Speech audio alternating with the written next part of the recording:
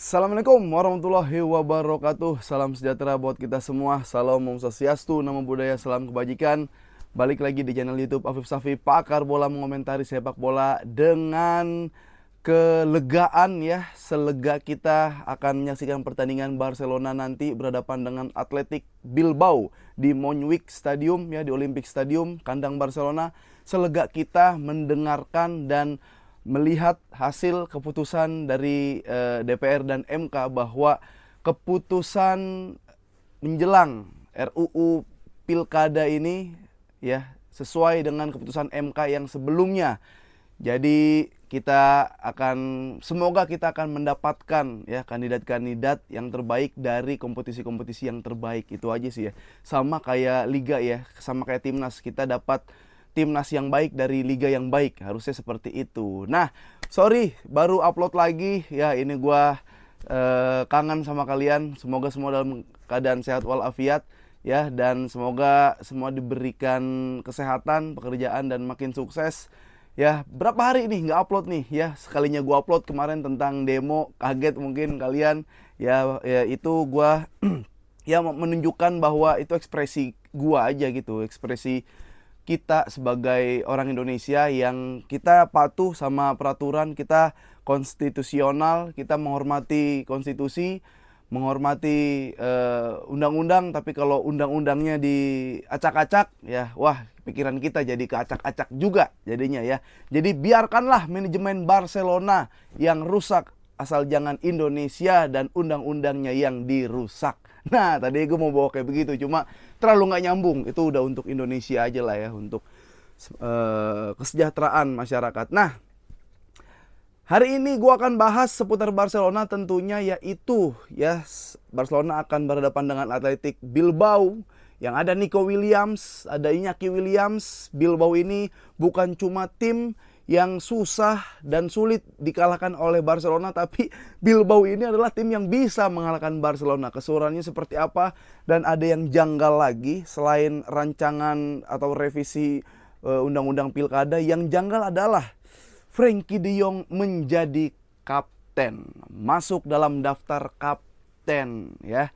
Ini bukti ya, dengan menjadi kandidat kapten untuk Frenkie de Jong ya, untuk Barcelona, ini adalah bukti rusak dan bobroknya manajemen Barcelona ya. Dengan Frenkie de Jong diutus menjadi kandidat atau menjadi salah satu kapten, ini adalah bukti bahwa bobrok dan rusaknya manajemen Barcelona. Udah parasit, menghilangkan dan mengorbankan beberapa pemain, tapi malah dijadikan kapten. Wow, sungguh why. Nah, sebelum bahas ke pertandingan, ada preskon menjelang pertandingan antara Hansi Flick dan Ernesto Valverde, kedua pelatih. Ya, ada side juga, ada jawaban diplomatis juga. Ketika Ernesto Valverde ini yang notabene adalah mantan pelatih Barcelona ditanya bagaimana atmosfer pertandingan fans Barcelona di Stadion Montjuic gitu kan. Terus Valverde menjawab, saya sering bermain di Montjuic ya, dia juga main di Camp Nou, dia melatih Barcelona dan dia sering juga main di Montjuic ya. Dia bilang bahwa jarak antar penonton ke lapangan itu memang jauh, itu betul adanya, memang jauh, jadi intervensi dari penonton tidak terlalu berpengaruh. Dan Montjuic bukan tempat yang suhunya itu suhu yang dingin banget dan juga bukan yang panas banget, jadi tidak ada masalah apapun Bilbao bertandang ke Barcelona, yaitu di Stadion Montjuic, nggak masalah. Jadi buat Bilbao tetap menjadi Bilbao yang sangat susah dikalahkan Barcelona, bahkan bisa mengalahkan Barcelona. Kita lihat Barcelonanya akan seperti apa ya, karena beberapa kali Barcelona memang kehilangan dari bukan cuma counter attack, bahkan Bilbao lawan Barcelona dia bisa menguasai pertandingan, dia bisa menguasai bola, pun menguasai pertandingan, pun memenangkan laga. Apalagi waktu itu Copa del Rey ya, Copa del Rey itu yang skor 4-2 itu, wah, benar-benar menang dari segala-galanya, menang itu Athletic Bilbao. Jadi ini pertandingan yang sangat seru. Tapi bagaimana kondisi Barcelona sekarang? Ada beberapa pemain cedera, ada beberapa pemain yang udah keluar dari Barcelona, diantaranya ada Ilkay Gundogan yang sudah fix balik lagi ya ini ke Manchester City. Tapi yang bikin sedih adalah perpisahannya. Sudah saatnya saya meninggalkan Barcelona. sedih dan sulit rasanya. Tapi mengingat kalau kepergian saya ini untuk meringankan keuangan atau meminimalisasi masalah di Barcelona, saya rela untuk pergi dan saya tetap culers ya. Dia juga mungkin emang Gundogan ini cinta ya sama Barcelona, makanya dia kayak main di City, di Barcelona. Jadi emang ada foto dia waktu kecil pakai baju Barcelona, ada foto anaknya pun dipakein baju Barcelona. Jadi terima kasih Ilkay Gundogan, salah satu pemain paling berpengaruh ya di musim kemarin, paling berkontribusi. Terima kasih, semoga ya lancar-lancar aja lah. Dan Michael Faye juga udah pindah ke Prancis ya, ke Rennes. Ini memang agak susah buat tarung di lini belakang. Lu mau jadi di bench juga, benchnya lumayan udah pemain yang bagus-bagus. Ada Araujo, Chris, Inigo Martinez, Kubarsi ya. Terus Sergi Dominguez gue nggak tahu di daftarin apa enggak. Yang jelas ada Konde masih bisa main di tengah. Ya Lenglet juga belum pasti ini mau kemana. Jadi agak susah buat bersaing di lini belakang Barcelona. Kalaupun lu main, mungkin lu main di Copa del Rey ketika lawan kapan, kesian nggak dapat jam terbang, masih muda juga. Silakan pergi dulu, kalau bagus kok dipanggil lagi, toh dipanggil lagi sama Barcelona.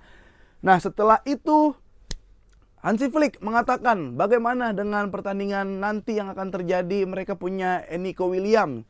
Nah, Hansi Flick menjawab, ya bukan ke kapasitas saya untuk mengomentari pemain lawan secara individu.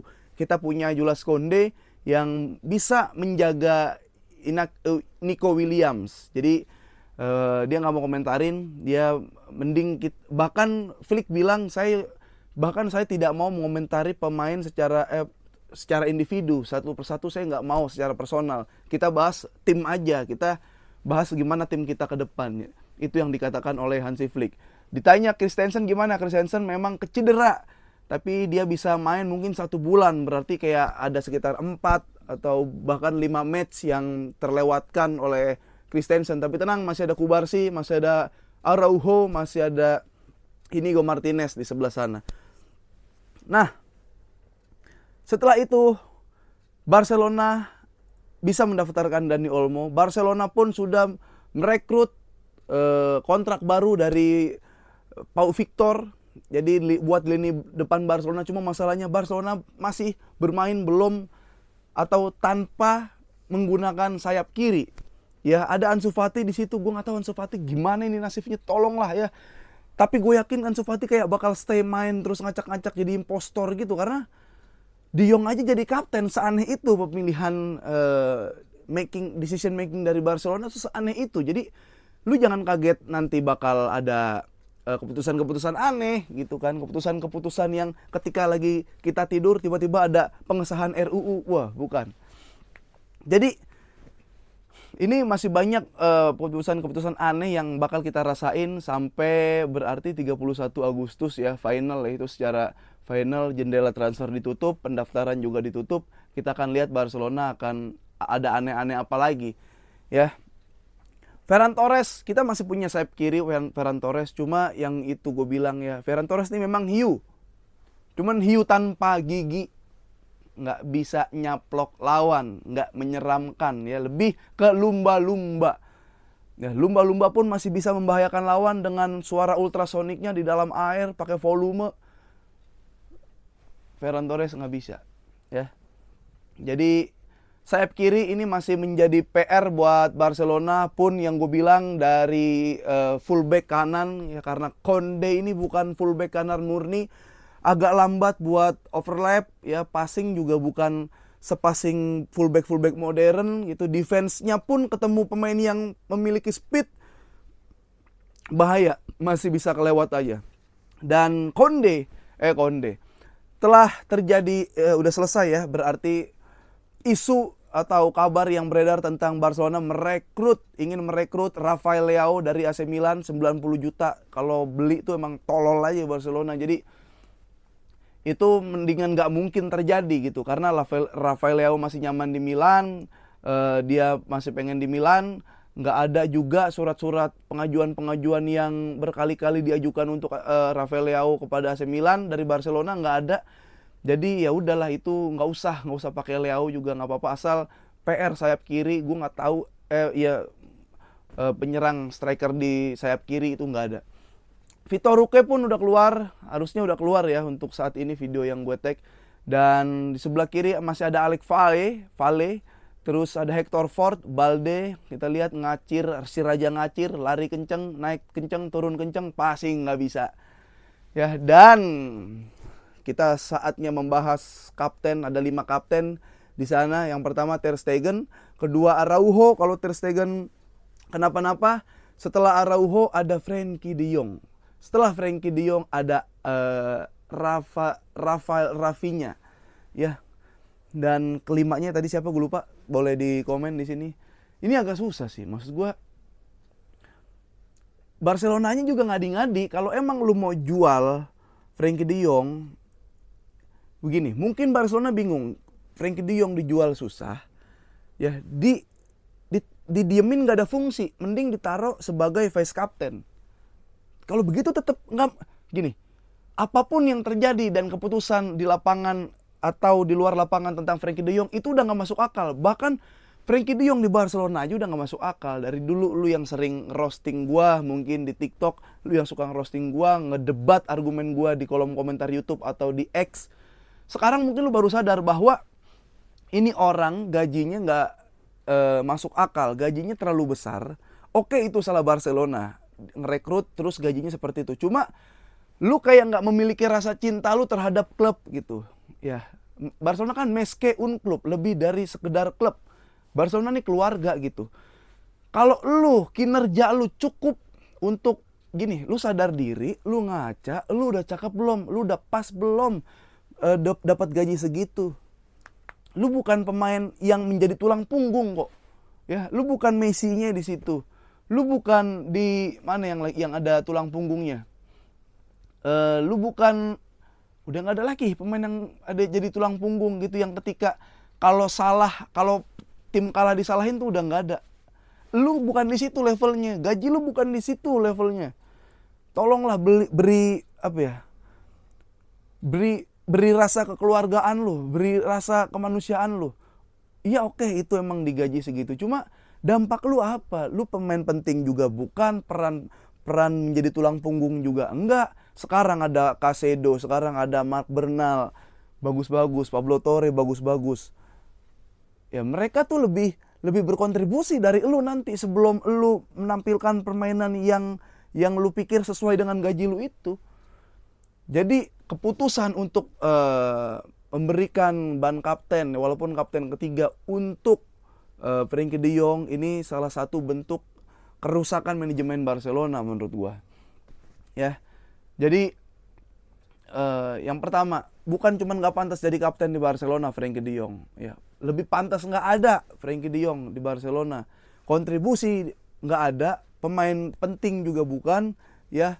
Impact lu aja juga nggak kelihatan buat menjadi buat ada di Barcelona tuh nggak penting gitu loh. Jadi sorry to say buat fans Frenkie de Jong, gue bukan bilang Frenkie de Jong pemain yang jelek, dia pemain yang bagus. Cuma dengan gaji yang sekarang, dengan kontribusi, dengan beban yang ditanggung, itu nggak imbang lah menurut gue. Itu parasit jadi kapten. Aduh, tolonglah Barcelona ya.